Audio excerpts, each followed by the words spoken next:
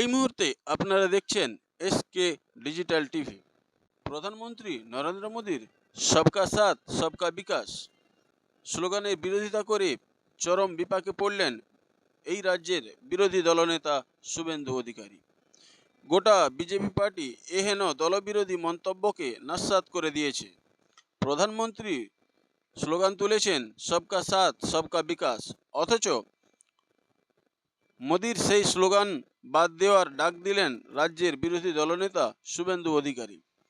নির্বাচনে ভরাডুবির হতাশায় তার দাবি সবকা সাথ সবকা বিকাশ আর বলবো না, বলবো জো হামারি সাথ হাম উনকা সাথ।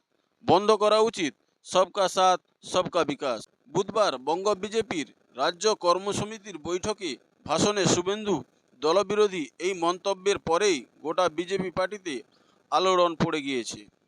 খবর চলে যায় দিল্লিতেও। দলের অন্দরে শুরু হয় বিতর্ক। স্বয়ং প্রধানমন্ত্রী ও বিজেপি সরকারের স্লোগানকে বন্ধ করার কথা বলায় কেন্দ্রীয় নেতৃত্ব কার্যত শুভেন্দুকে ভৎসনা করে বলে খবর। আর তারপরই দিল্লির চাপে পড়ে পরিস্থিতি বেগতিক বুঝে পিছিয়ে এসে তড়িঘড়ি প্রেস মিট করে নিজের করা মন্তব্যের ভুল স্বীকার করে সাফাই দিয়ে শুভেন্দু দাবি করেন, আমি রাজনৈতিক দৃষ্টিকোণ থেকে বলেছি, এর সঙ্গে সবকা সাথ সবকা বিকাশ স্লোগানের কোনো সম্পর্ক নেই। বিরোধী দলনেতার এই ধরনের মন্তব্যকে যে দল অনুমোদন করে না, এটা দলের অবস্থান স্পষ্ট নয়, তা স্পষ্ট করে জানিয়ে দিয়েছেন বিজেপির রাজ্য সভাপতি সুকান্ত মজুমদার। সুকান্ত মজুমদারের বক্তব্য, দলের এটা অবস্থান নয়।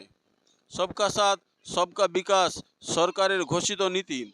আমরা একসঙ্গে সকলের পাশে সকলের জন্য আছি। উনি বিরোধী দলনেতা বৈঠকে প্রতিনিধি হিসাবে প্রস্তাব দিয়েছেন। প্রতিনিধিরা তো অনেক প্রস্তাবই দেন।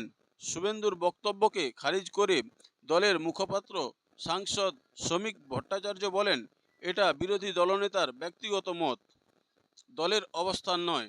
এদিন সায়েন্স সিটি অডিটোরিয়ামে রাজ্য কর্মসমিতির বৈঠকে সুকান্তের ভাষণের পর ভাষণ দিতে ওঠেন শুভেন্দু অধিকারী।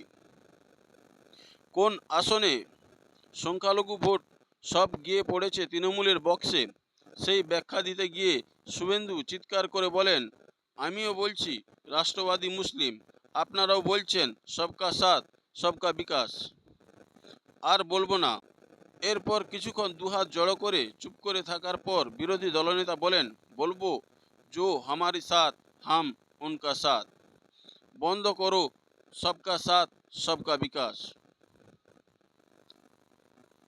এই মন্তব্যের পর চরম বিপাকে পড়েছেন শুভেন্দু অধিকারী। তো দর্শক, আশা করি ভিডিওটি আপনাদের ভালো লেগেছে। যদি ভালো লেগে থাকে পরবর্তী ভিডিওর জন্য আপনারা চ্যানেলটিকে সাবস্ক্রাইব করে রাখবেন।